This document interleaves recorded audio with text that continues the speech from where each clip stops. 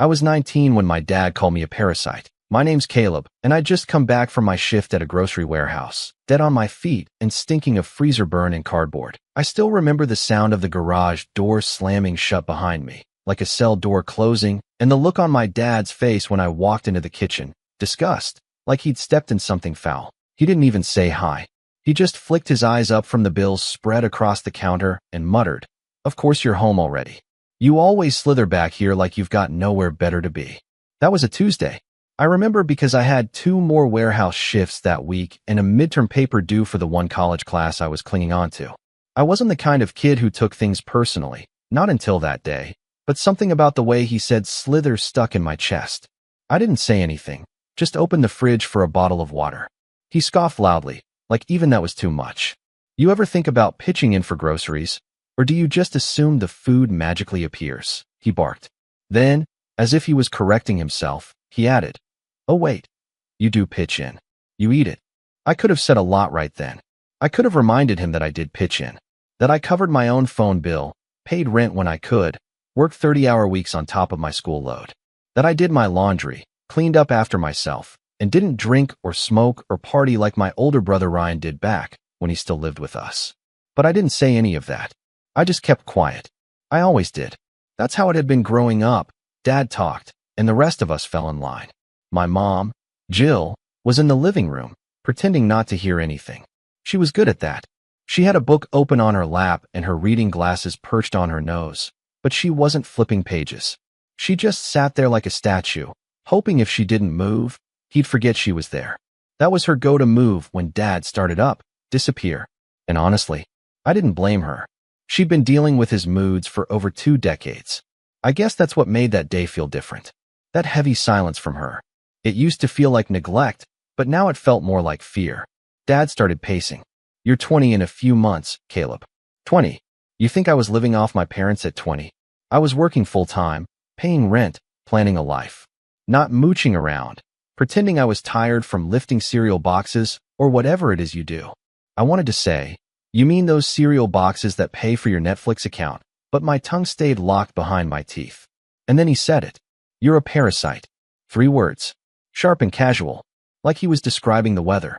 He said it while looking at the ceiling, not even at me. Like I was just something that had attached itself to his life, feeding off him, dragging him down. That word, it didn't even sound like English at first. I had to repeat it in my head. Parasite. He wasn't drunk. He wasn't angry in the shouty, red-faced way people expect when they hear stories like this. No, he was calm. Cold. That was what made it worse. He meant it. I stood there, frozen. The fridge door hung open behind me, and cold air spilled out across my ankles. I still had my steel-toed boots on, the same pair I'd worn every day for the last year. They were scuffed and smelled like sweat and cardboard glue. I'd bought them myself, paid in installments. He took a step closer. "You think you've got it rough? Please. You sleep under this roof. Eat our food. Use our power, our water. And for what? Some pathetic paycheck and a D- in creative writing." "I got a B+. I muttered, finally finding my voice. "What?" I looked up at him. "I got a B+. In creative writing." He blinked, like the sentence hadn't registered. Then he snorted and turned away, muttering, "Even worse. A B+ in a useless degree." Mom didn't look up. I remember that more than anything. She just kept staring at that same page. Like maybe, if she just stayed quiet, the moment would pass. But it didn't. That was just the start. The next week, things got colder, literally and figuratively. Dad started forgetting to refill the heating oil. It was late October, and our little 2-story was already freezing at night. I asked if I could turn on the space heater in my room. He said, "Get a second job. Maybe then you'll earn some warmth." I laughed because I thought he was joking. He wasn't. When I came home from work the next day, my space heater was gone. So was my mini fridge.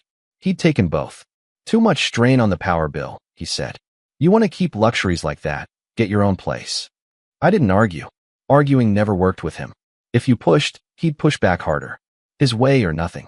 But I did start staying later at work. Volunteered for closing shifts. Even picked up a few Saturday morning deliveries. Not because I loved my job, but because it was warm and nobody called me a parasite there. Then came the real kicker. One night, I came home and found a little cardboard box sitting in front of my bedroom door. Inside was a mess of my stuff. USB cables, some cologne I never wore, a couple of paperback books. Taped to the top was a sticky note. Start packing. That night at dinner, he didn't say a word. Neither did I. The only sound was the scraping of utensils and the occasional clink of a glass. Mom picked at her salad like it had personally offended her. When I stood up to put my plate in the sink, Dad finally spoke. You've got until the end of the week. I paused. End of the week for what? To move out. I didn't respond. I just stared at him. He set down his fork and leaned back in his chair, all casual confidence. You're a man, right? You want to live like one? Earn your keep? Fine. Be a man. Go figure it out. My mouth felt dry. You're kicking me out. I'm inviting you to stop being a freeloader. You really think I'm a freeloader? He raised his eyebrows like he couldn't believe I was even asking. I don't think it. I know it. And that was it. No fight. No explosion. Just a calm, final sentence. I waited for Mom to say something. Anything. But she just got up and carried her plate to the sink. That night, I lay awake staring at the ceiling, wondering what I'd done that was so wrong. I wasn't perfect, sure, but I'd never once caused trouble. I'd never broken rules. I'd done everything I was supposed to do, and somehow that still made me the enemy. Maybe part of me always knew something like this would happen. Dad had always been harder on me than anyone else. Ryan, my older brother, got away with everything. He dropped out of college, crashed 2 cars, moved back in twice, and still got treated like a returning hero. I, on the other hand, was the quiet one, the good son, the disappointment. I think he resented me for not giving him anything obvious to criticize. So he made things up instead, like calling me a parasite, like acting like I owed him for the air I breathed. That week passed in a blur. I packed quietly, stored what I could in my car, found a cheap room to rent above a retired couple's garage. It wasn't much, but it had a door I could close and silence I could count on. The day I left, he didn't help me carry a single box, just stood in the doorway with his arms crossed and said, about time. I didn't hug Mom goodbye. She didn't offer one, just gave me a small, unreadable look that I carried with me for weeks. And that should have been the end. But it wasn't, because exactly 1 month later, everything flipped. And the man who threw me out with a smirk and called me a parasite, he ended up standing at my door, begging. But I'll get to that. First, you need to know what happened at their house while I was gone. Because the truth, the real truth, didn't just crack the walls. It blew the entire house down. I didn't hear from my parents for the first 2 weeks after I moved out. No calls, no texts, not even one of those passive-aggressive forwarded memes my mom used to send every Sunday. Honestly, I didn't expect much, but the silence still stung. After all the years I spent trying to be the good kid, I thought maybe, just maybe, they'd check in, ask if I landed okay, wonder how I was eating. But nope, radio silence. My new place was a single-room setup above a retired couple's detached garage. Mr. and Mrs. Landon. They were sweet in that quiet, nosy but kind sort of way. She baked banana bread every Tuesday like clockwork, and he spent most of his day organizing screws in the shed. They had no kids of their own, which probably explained why they talked to me like I was their grandkid, offering me extra blankets, secondhand furniture, even a slow cooker they never used. At first, I felt awkward accepting any of it. But when you've just been thrown out by your own father and your ramen diet's looking bleak, a warm, slow-cooked stew tastes better than pride. So I said thank you. And I kept saying it. I focused on working longer hours and slowly saving up. I dropped my college class for now. It felt like the smart choice. I could barely afford gas, let alone textbooks. I figured I'd return when things stabilized. Except, deep down, I wondered if they ever would. Every night before bed, I checked my phone. A stupid habit. I'd open my texts hoping maybe, just maybe, there'd be something from my mom. Not even an apology, just a crumb of acknowledgement. Hope you're doing okay. Stay warm. Call me. But there was never anything. Until the 3rd week. I got a text from an unknown number that simply read, "He's going too far." I stared at the screen, my heart doing that uneven stutter it does when something's off. A minute later, a second text came through. Delete these after reading. I can't talk long. It was Mom. Her number had changed, probably Dad's doing. He always had this thing about monitoring plans and switching carriers to save money, though it usually meant switching to whatever provider offered him more control over the family account. Her 3rd message came seconds later. "He told everyone you hit him." I read that one 3 times. Then again out loud. My brain didn't register it. Hit him? What? She continued. He told your uncle that you shoved him against the wall before you left. That you screamed at me. Said you trashed your room and ran off in a rage. Everyone thinks you were violent. I dropped the phone. Literally. My fingers just gave up. It hit the floor and bounced under the small desk I'd set up beside my twin bed. I stood there frozen, like if I didn't move, maybe none of it would be true. Maybe I'd hallucinated it all. But when I finally crouched down and picked the phone back up, the messages were still there. A final one had arrived. I'm sorry. I didn't defend you. He made me choose. I didn't know what to do. That was the last I heard from her that night. And that was the night something inside me broke.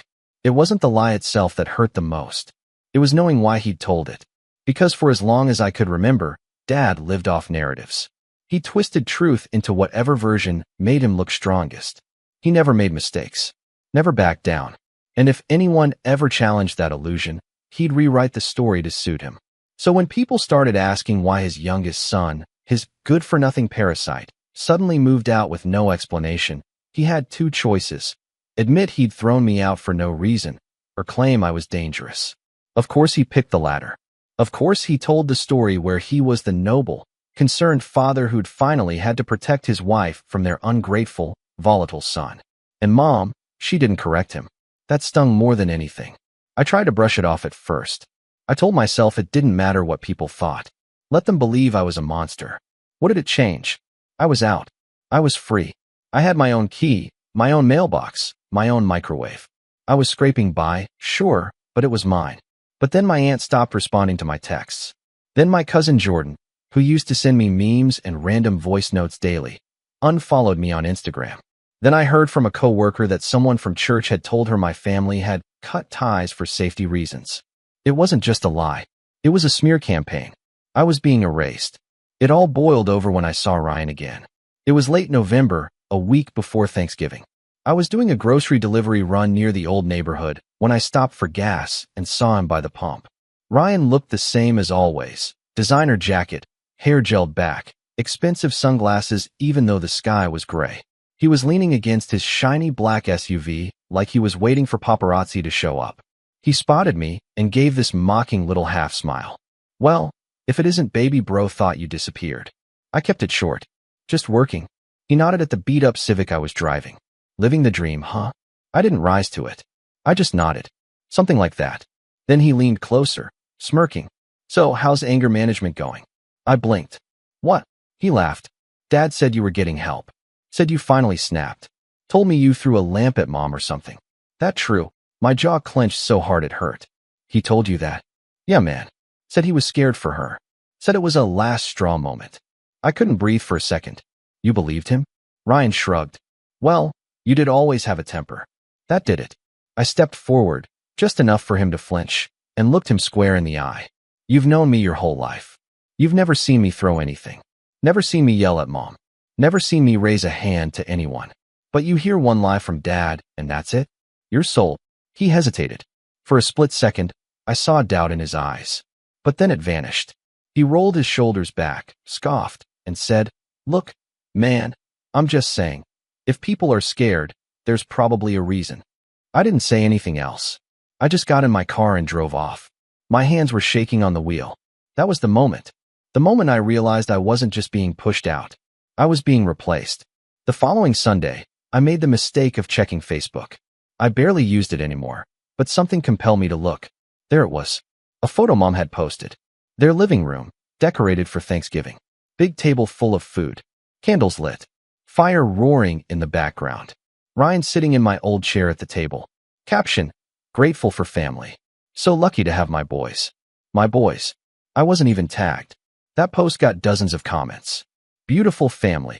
So handsome. Glad things are better now. You deserve peace. Peace. I stared at that word until it blurred. I didn't sleep that night. My mind was spinning too fast. Every little sacrifice I'd made. Every insult I'd swallowed. Every attempt I'd made to keep the peace. And this is what I got? They didn't just push me out. They scrubbed me clean. Like I was never there. The final straw came a week later. I was finishing a delivery route when I got a call from a number I didn't recognize. I answered, wary. Hello. A pause. Then, Caleb, it's your mother. Her voice was shaky. I sat down in the driver's seat, pulse racing. What's going on? She was crying. He found the texts. The ones I sent you. He took my phone. He said I betrayed him. I gripped the wheel. Did he hurt you? No, not like that. He just screamed. Said I was disloyal. Said I'd chosen a lying brat over my real family. I took a deep breath. You did choose him. That silenced her. A long pause. Then she whispered, I know I did. Another pause. Then came the words that made everything snap. He's moving Ryan into your room.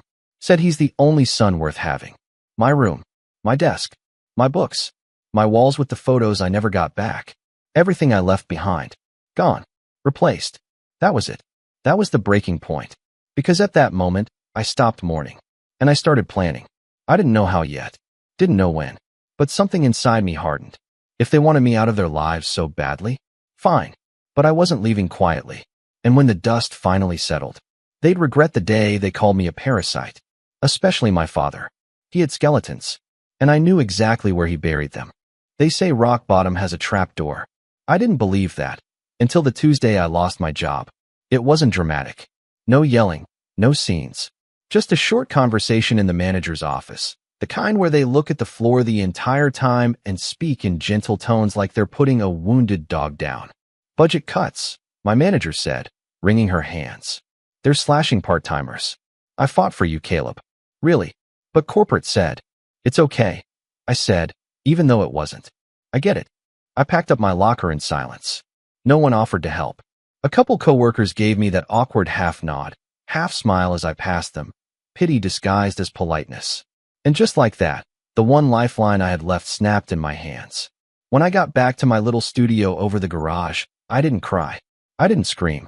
I just sat on the edge of my bed with my jacket still on, staring at the wall, wondering what exactly I'd done to deserve all this.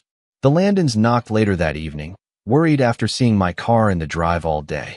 I told them I was fine, that I'd just caught something. I even forced a weak smile. They believed me. Or at least, they let me believe they did.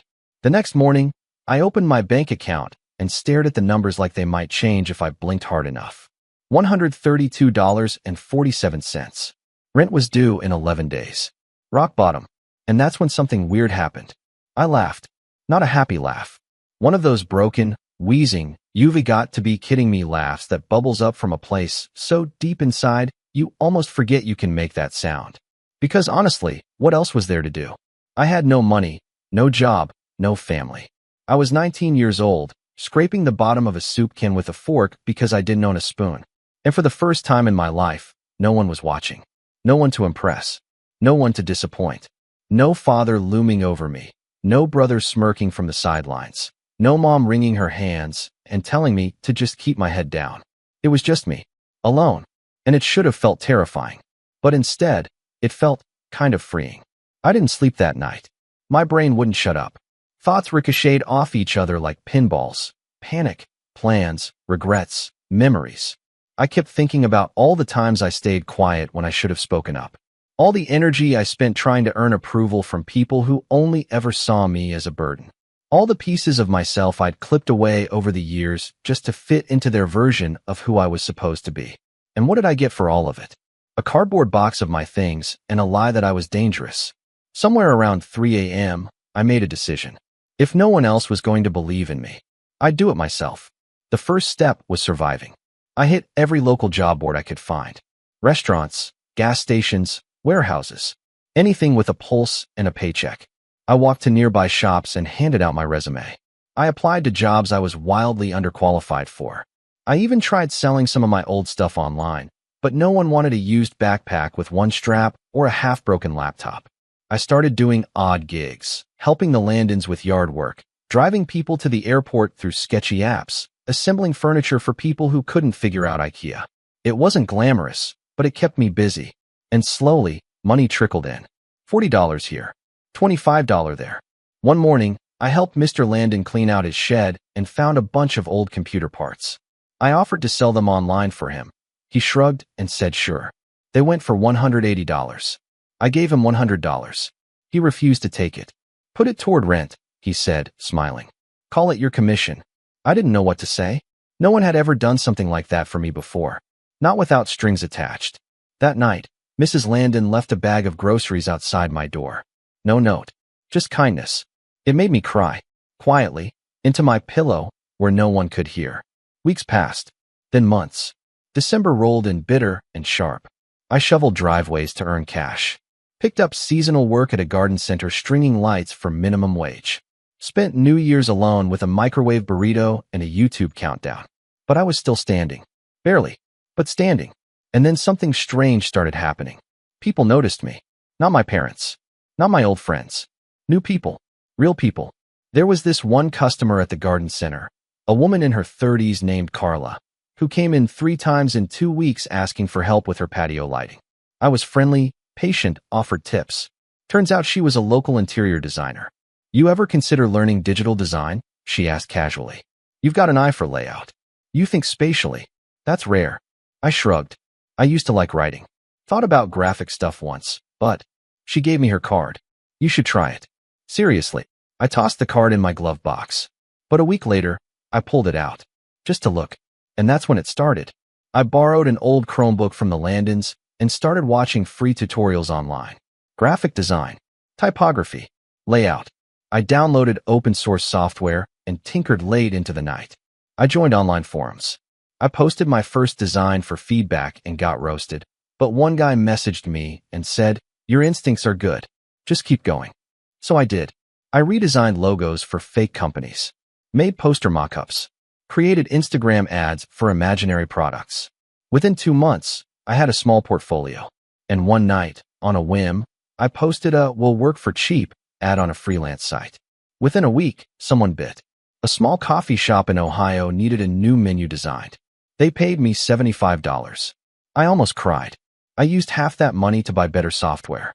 The next job paid $150. Then $300. I was still delivering groceries on the weekends. Still helping the Landons rake leaves and clean gutters. But something had shifted. I had a skill. And more importantly, I had proof. I wasn't lazy. I wasn't a parasite. I wasn't useless. I was building something.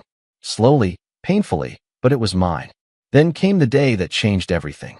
A mid-sized startup needed a logo and brand kit. They found my profile through a client referral. The job was bigger than anything I'd done. I hesitated, but I said yes. I worked on it every night for 2 weeks. Obsessed over every pixel. Sketched drafts. Redrafted them. Then redrafted those. When I finally sent it off, I waited on pins and needles. The client replied within the hour. "This is perfect. We love it."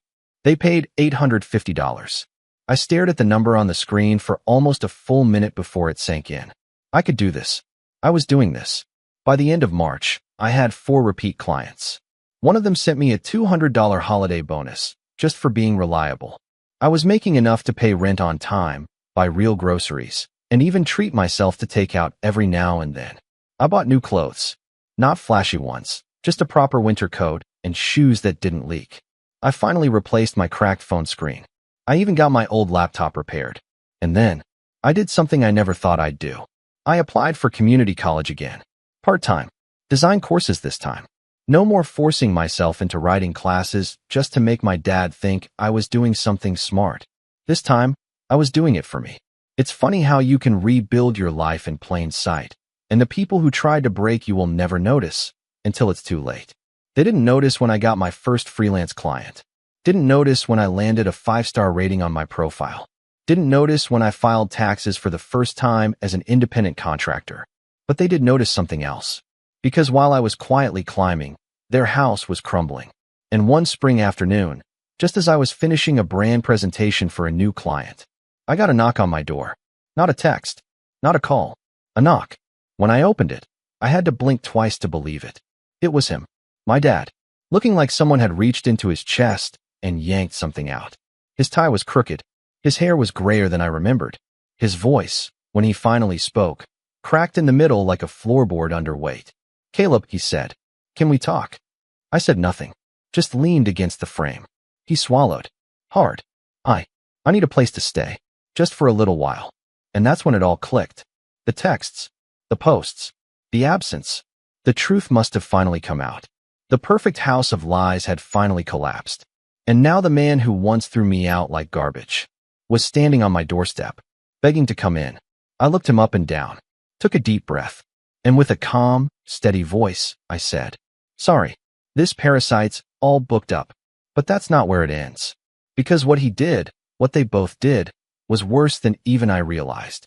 And soon, the rest of it came spilling out, piece by ugly piece. He didn't leave right away.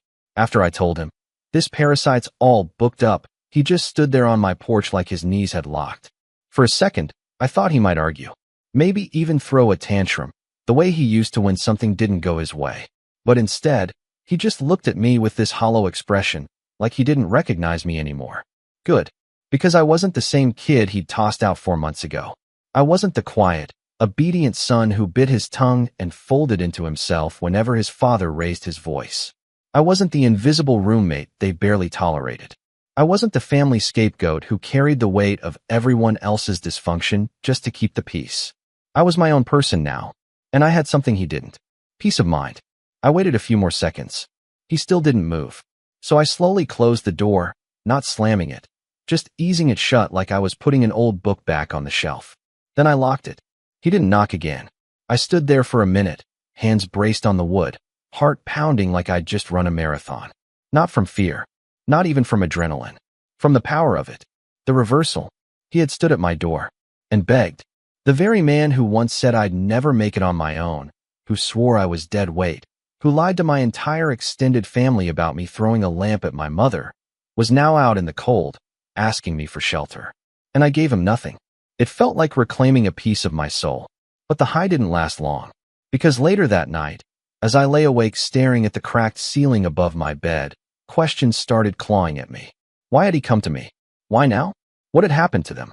I hadn't heard from Mom since her panicked call months ago. No updates. No warnings. And now suddenly, my dad shows up looking like a ghost of himself? Something had happened, and I needed to find out what. I didn't go straight for revenge. That's not how I operate. I'm not impulsive. Never have been. If I was going to do this, if I was going to finally stand up and hold them accountable, I needed information. Leverage. Timing. So I started where any good strategist does. With recon. First, I reached out to my cousin Jordan, the one who unfollowed me after the incident. I sent a single message. "Hey, I know what you were told. It wasn't true. If you ever want to hear my side, I'll talk." To my surprise, she replied that night. "I'm so sorry, Caleb. I didn't know what to believe. Your dad made it sound like you'd lost it, that you attacked your mom. But then, I heard what really happened. From Aunt Jill. My blood ran cold. Wait, she's talking now. Yeah, she left. 2 words. Like a thunderclap. Mom left. Left him. Apparently, she'd gone to stay with a friend across town. She'd been gone for a few weeks now. No posts. No updates. Just vanished quietly like she always did. Except this time, she didn't come back. Jordan explained that Mom had finally confessed the truth to one of her sisters. The real story. How Dad had been emotionally abusive for years. How he twisted facts, manipulated people, created chaos just to maintain control. And how he'd forced her to choose between loyalty to her husband or her son. Jordan ended the message with, "She regrets it, Caleb. A lot. She's not who she was back then." I didn't know how to respond. Part of me wanted to call her, demand an apology. Part of me wanted to scream at her. Part of me wanted to drive across town and hug her. But more than anything, I wanted to understand what had changed. So I started digging. I called an old family friend, Mrs. Randall. She used to babysit Ryan and me when we were kids. She always saw through Dad's charm. "Oh, honey," she said when she answered. "I've been waiting for you to call." Turns out, the whole house of cards had come down in a spectacular mess. Ryan had moved into my old room. Yes, but he hadn't changed one bit. Same entitlement. Same laziness. He blew through his savings in 2 months, quit his job because the manager disrespected him, and started throwing house parties every weekend like it was college all over again. Mom tried to rein him in. Dad didn't. Instead, he encouraged Ryan, enabled him, gave him money, gave him excuses, the golden child treatment, until the day Mom found a notice in the mail, a foreclosure warning, because Dad hadn't been paying the mortgage. Apparently, he'd taken out a loan behind her back, a big one, to help Ryan start a business. Except Ryan didn't use it for a business. He used it for crypto, sports betting, and bottle service. $40,000. Gone. When Mom confronted them, everything exploded. She finally saw it, the full scope of what she'd been enabling. The favoritism, the lies, the weaponized loyalty. And this time, instead of retreating into silence, she packed a bag. Mrs. Randall's voice dropped low at this part. He didn't expect her to leave, Caleb. He always thought she'd stay. That's why he's unraveling. So that explained why he was at my door. But it didn't explain the part that came next. The part where I realized I had something he didn't know I had.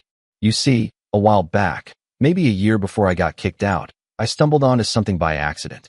Dad had been doing taxes on his laptop and asked me to print some forms. But when I plugged in the flash drive he gave me, I found a folder named Archive. Inside were PDFs, spreadsheets, scans of bank records. At the time, I didn't think much of it. I copied the one file he needed and moved on. But out of curiosity, I saved the folder to my own computer. Call it instinct. I hadn't looked at it since. Until now. What I found made my jaw drop. It was all there. Financial records dating back years. Bank transfers. Multiple credit card accounts I didn't recognize. A PayPal account under a fake name. Large withdrawals, thousands of dollars, transferred into an offshore account. And then, something else. An email chain between him and someone named N. Jacobs. They were discussing cash reimbursements and keeping paperwork off the books. It took me a few hours to piece it together, but when I did, the full picture made my stomach turn. Dad had been siphoning money from his old employer. Quietly, over years. Not embezzling, exactly. But close. Enough to raise legal eyebrows. The moment I realized it, my fingers hovered over my keyboard, uncertain. This wasn't just family drama anymore. This was leverage. But I didn't use it. Not yet. Like I said, I'm not impulsive. Instead, I started planning. I made backups, stored them on separate drives, printed key documents, and locked them in a folder. I even reached out to a family friend who worked in compliance law, not with a full confession, just vague hypotheticals. He told me something important. If it's internal fraud or tax avoidance, and you've got proof, you have options. Just be careful. If you go nuclear, be ready for the fallout. And that's when the plan started forming. I didn't want to destroy him. Not yet. I wanted him to feel what I felt. Disbelief, powerlessness, isolation. And then, when he was at his lowest, I'd offer him a choice. Truth or exposure. Redemption or ruin. Because no matter how many people he convinced I was the problem, no matter how many stories he spun to paint me as a threat, I held the receipts. Literally. And when the time was right, I'd use them. But first, I needed to understand where Mom stood. So I texted her. We should talk. Just once. I don't want anything from you. Just the truth. She replied within minutes. Tomorrow. 4 p.m. That little park by the lake. Bring a jacket. I stared at the message, heart pounding. Tomorrow. After all these months, I was finally going to see her. And maybe, just maybe, I'd find out if she was ready to tell the truth. Or if she was still hiding behind his shadow. Either way, I was ready. Because this time, I wasn't a scared kid. I was a man with a plan. And I was just getting started. The next afternoon, the air was cold enough to sting. The park by the lake was quiet. Just the sound of wind through bare branches and the dull splash of water against the bank. I saw Mom before she saw me. She was sitting on a bench near the pier, wrapped in a tan coat I didn't recognize. Her hair was shorter now, streaked with gray. She looked smaller somehow, not frail, just deflated. When she noticed me, she smiled, but it didn't quite reach her eyes. Hi, sweetheart. It was the first time she'd called me that in nearly a year. I sat beside her, keeping a polite distance. We both stared out at the lake for a while. The silence stretched, heavy but not hostile. Finally, she whispered, You look good, Caleb. I'm doing better, I said. Really better. I can tell. She hesitated, rubbing her hands together. I heard you're working. Doing design now. Yeah. Freelancing. Been getting steady clients lately. She nodded, smiling faintly. I'm proud of you. The words landed weird. Soft, but with years of absence echoing behind them. After a pause, I said, Why did you lie? She flinched. I didn't mean to. I panicked. He made it sound like it was you or him. And for so long, I thought keeping peace meant keeping him happy. And me miserable. Tears welled up in her eyes. I know that now. You didn't deserve it, Caleb. Any of it. I was a coward. That part one already knew. But hearing her admit it, out loud, without excuses, hit harder than I expected. She went on. After you left, he got worse. Angrier. Controlling. He'd sit in his chair every night, drink, and talk about how ungrateful everyone was. Then the money trouble started. I found the letters from the bank. When I confronted him, he told me it was all under control, that he was investing. She gave a bitter laugh. Turns out he was just losing. And when I told him I couldn't keep living like that, he said I could go, but not take a penny. So I packed my bags that night and left anyway. For the first time, she looked right at me. He's lost everything, Caleb. The house is on the market. The bank's taking the cars. He even got fired last week. They did an audit at work. I blinked. They caught him. Her eyes widened slightly. Caught him? You knew. I hesitated. Then I told her. Everything. The files I'd found. The records. The offshore accounts. At first, she just stared at me. Then, slowly, she let out a long breath. So that's why you looked so calm when he showed up at your door. Yeah. I already knew his empire was made of matchsticks. She covered her mouth, shaking her head. You could have gone to the police. I could have, I said. But I didn't want to see him in prison. I just wanted him to understand what helplessness feels like. I wanted him to sit in the ruins he built. Her eyes softened. And now, I looked at the water. Now I'm thinking about how to make sure he can't hurt anyone else. She reached for my hand. You already did. You're free. Maybe. But something in me still needed closure. Real closure. So I asked for her help. 2 days later, I showed up at my parents', his house. The for sale sign was already planted in the yard, leaning crookedly against the wind. The place looked smaller, emptier, as if it knew it was about to be abandoned. Dad opened the door before I even knocked. His face lit up for a second. Relief, maybe, but the moment he saw my expression, it vanished. What do you want? He asked, voice raw. I came to talk. He hesitated, then stepped aside. Make it quick. The house smelled stale.